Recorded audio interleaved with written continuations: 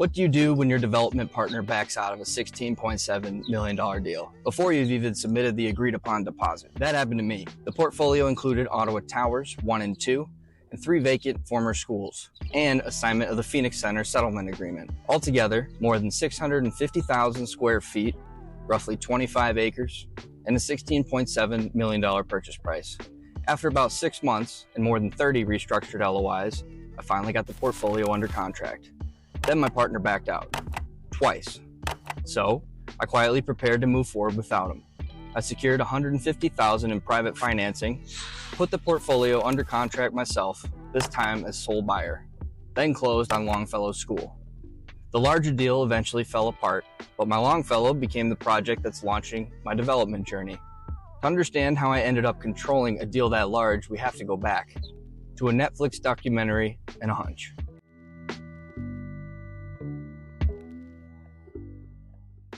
That Netflix documentary changed something for me. For the first time, I was interested, fascinated really, by something other than football. After graduating debt-free with a philosophy degree, I still had no idea what I wanted to do. I looked into medicine, dentistry, law, business, even the music industry.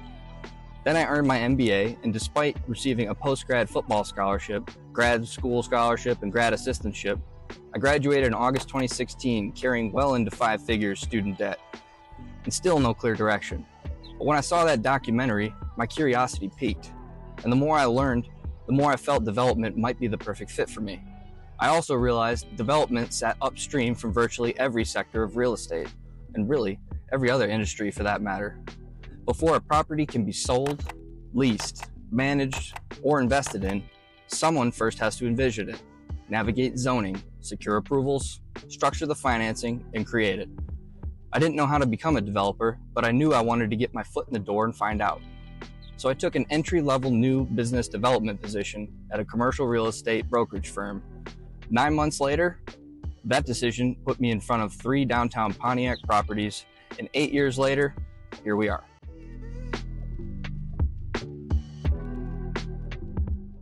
Shortly after shifting from a W-2 new business development assistant to becoming a first-time 1099 investment sales broker, I went back to hitting the phones, starting fresh in a new role.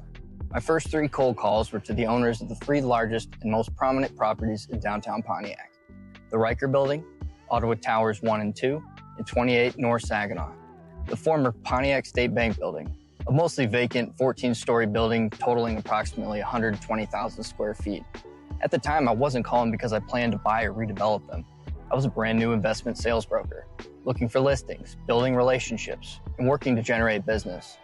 But those first 3 cold calls eventually led me to put 28 North under contract for the first of an eventual 5 times, which led to my introduction to the developer who would become my first development mentor, and eventually to putting the Ottawa-Phoenix portfolio under contract. I thought I was beginning my investment sales career, but those first 3 calls actually started my real estate development career.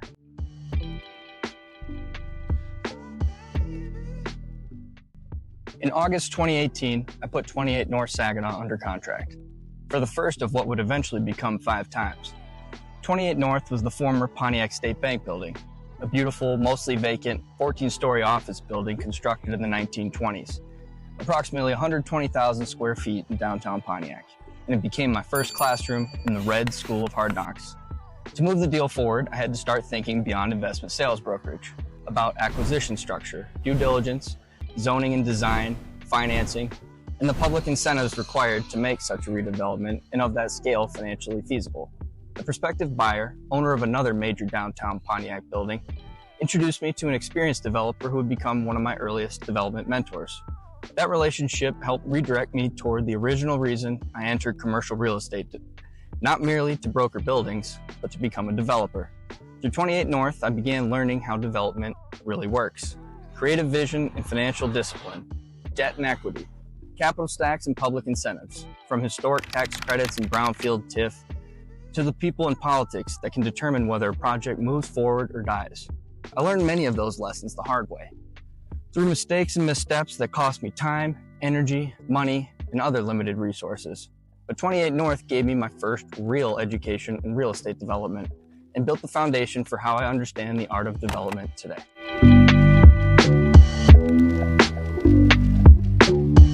By late 2018, I spent much of the year working on and learning from 28 North Saginaw. Although I had a natural knack for acquisitions and negotiations, the sales brokerage just wasn't the right fit for me. I wanted to leave and pursue development full-time, but I didn't want to leave recklessly, dishonorably, or burning bridges in my wake. At the time, I had two 5,000 square foot mixed-use buildings in downtown Pontiac under land contract, 101 North Saginaw and 17 West Lawrence. I negotiated my commission to be paid in full from the buyer's down payments at closing. That's another story and negotiation for another time. But those commissions allowed me to repay my draw I owed the brokerage in full. So when I left at the end of 2018, I left on good terms, with obligations handled, relationships intact, and a clearer path into development. Now, I didn't know exactly where that path would lead, but I knew this was probably as clean a transitional opportunity I'd get. And I knew the risks worth taking, because I was putting all my chips on me, and a handshake deal with the only person I trusted enough to make that deal with. Yours truly.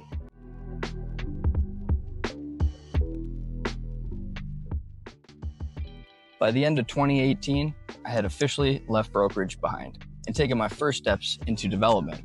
I didn't have a completed project, a large balance sheet, any balance sheet really, or a polished development company with a long track record and reputation. But what I did have was conviction, a growing skill set, an insatiable curiosity and determination to learn and apply, and a willingness to pursue opportunities most folks wouldn't touch. First 28 North Saginaw, soon thereafter, Ottawa-Phoenix. The Ottawa portfolio included more than 650,000 square feet commercial, over 25 acres, 3 vacant former schools, and Ottawa Towers 1 and 2. 2 8-story, partially occupied GM office buildings, more than 200,000 square feet each, 430,000 total. The towers straddled the Phoenix Center. A 3-story, 240 parking space covered garage and rooftop amphitheater. The portfolio also included assignment of the Phoenix Center settlement agreement and consent judgment, the result of 6 years litigation between the city and seller over tenant parking easement rights. The settlement carried major repair obligations, along with potential monetary exposure exceeding $30 and up to $40 million. Most people saw an impossibly complicated problem, and a difficult owner many believed wasn't truly a seller. People said I was crazy. Select few I confidentially shared it with still didn't believe the deal was real, even after seeing the seller's signature on the duly executed PSA. But I had an advantage. I was green. Unburdened by all the reasons everyone else believed the deal couldn't happen. Looking at the situation objectively, with clear eyes and full heart, I saw a foundation of a redevelopment strategy and recognized the keys to getting the seller to sign. This guy had previously turned down a deal with United Shore Mortgage, but not me. No, sir. He signed with me. Penniless young buck, prepared to burn the boats, unwilling to stop, determined to see it through till the deal was done.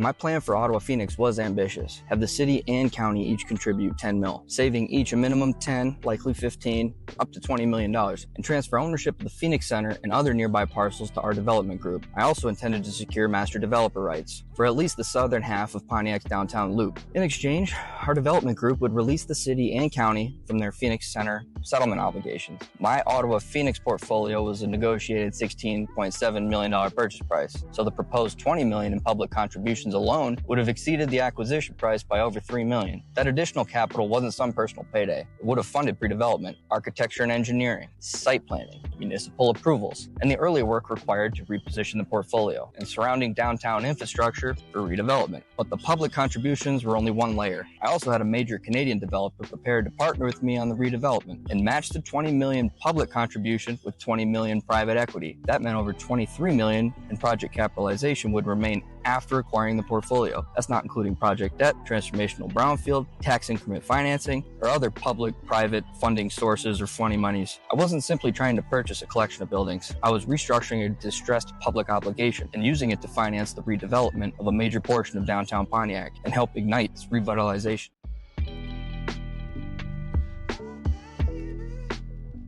For 6 months, I pursued Ottawa-Phoenix relentlessly, submitted more than 30 letters of intent, reworked the deal structure again and again, and kept pushing, long after most folks would have walked or run away. By the end of October 2019, finally reached agreement on the major business terms. Purchase price of $16.7 million, due diligence structure, ample extensions, and a path toward closing. From there, we moved into drafting and negotiating the full purchase and sale agreement. Then on November 15, 2019, the PSA was fully executed. Ottawa-Phoenix was officially under contract with yours truly, and and I hadn't negotiated an ordinary due diligence period. The contract included 21 45-day extensions, 2 additional 30-day extensions. Altogether, it gave me up to 1,005 days, roughly 3 years, 33 months to complete due diligence, negotiate with the city and county over the Phoenix Center settlement default, and ultimately close on the tower. That kind of control mattered, not simply because the deal involved multiple buildings, but because it involved public entities, settlement rights, major infrastructure challenges and changes, complex financing, and a full-scale downtown redevelopment strategy. It also involved a financially distressed local government, product of decades neglect, poor management, and mounting circumstances that had reached a breaking point. The city and county faced settlement default and major monetary exposure, the city facing falling back into state-sponsored financial receivership for the second time in a decade. For the first time, I wasn't merely helping someone else buy or sell property. I was the principal responsible for the vision, acquisition, negotiations, financing, risk, and everything that had followed. I still had much to learn, still do, always will, but I absorbed everything I could, all day, every day. I'm told I was performing 10 different roles at any given time and compressing 20 years experience into 5. But Ottawa-Phoenix was about to test me in ways I couldn't yet imagine, and in ways I still feel today. But receiving that email, opening that attached 68-page PSA, and seeing seller's signature, fully executing the deal, and I still remember cruising down Woodward Ave, bumping TIs to Nick, knowing I just put the biggest deal of my life under contract, knowing how much it took, how long it took to get her done. It felt good. And that was the moment I stopped thinking like a broker trying to be a developer and became one.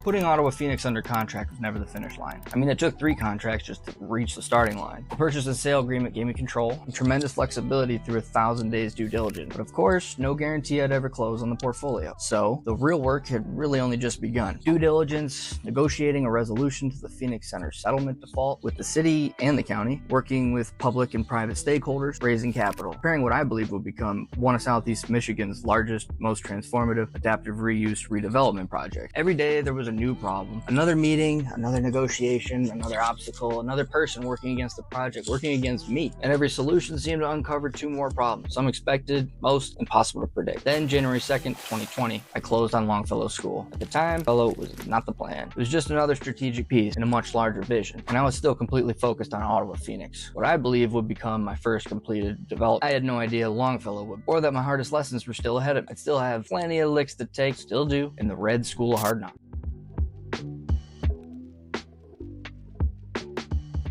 After closing on the first of the portfolio's 3 schools, momentum was building. I controlled Ottawa-Phoenix. I acquired Longfellow. I'd earned the seller's confidence. Private capital was finally lining up to close on the 2nd school. And that closing would have unlocked the 3rd school. And the 3rd, everything else. The city's $10 million contribution, county's $10 million contribution, a $20 million private equity match from a Canadian development partner, transformational brownfield approval, ownership of the towers, ownership of the Phoenix Center, additional downtown parcels, and master developer rights, at least for a significant portion of downtown Pontiac. The vision was finally coming together. Then Friday, March 13th, 2020, COVID hit Michigan. Markets panicked, fear spread, uncertainty took over. Almost overnight, everything changed. Ridiculousness. My New York investor, who had just reaffirmed his commitment hours earlier that same morning, was scheduled to wire the funds the following Monday or Tuesday. Instead, he got cold feet. No wire, no capital, no closing. At the same time, negotiations with the city were becoming increasingly difficult. Momentum was fading, despite nearly 2 years of meetings, phone calls, emails, proposals, fighting for a vision I truly believed in. An opportunity I'd spent years creatively putting together, slipping away. Not because I stopped fighting, never, but sometimes your biggest obstacles work quietly behind closed doors, and there's only so much one can do, especially when you're new and don't yet realize just how deep the still waters run.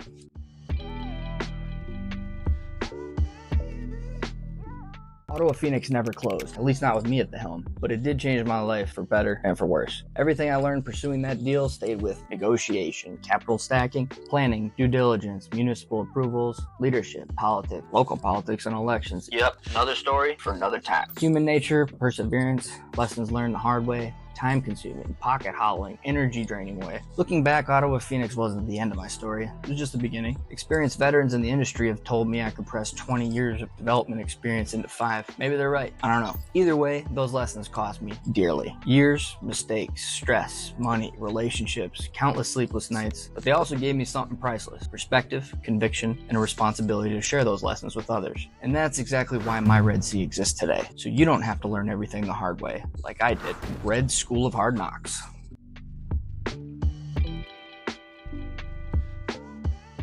Longfellow School, the first of what would have become 3 vacant former schools that I'd originally acquired simply to make Ottawa-Phoenix possible. Well, Ottawa-Phoenix may never have closed, but Longfellow never went away. Instead, it became and remained mine, my first development project. The one that would test everything I'd learned and everything I still have to learn. What started as a strategic piece of a much larger vision became the vision. A vacant, century-old, 35,645 square foot school on 6.6 acres that many saw as nothing more than a blighted eyesore, a liability. I saw an opportunity. Eventually that opportunity would become Longfellow NewSchool. And after the last several years, it's taken me through rezoning, politics, financing, redevelopment, approvals, turning down lucrative purchase offers, some rather lucrative, because I believed in what the project was becoming. And some of the toughest, most rewarding lessons of my development journey. That is the story that's still being written. Welcome to my Longfellow NewSchool.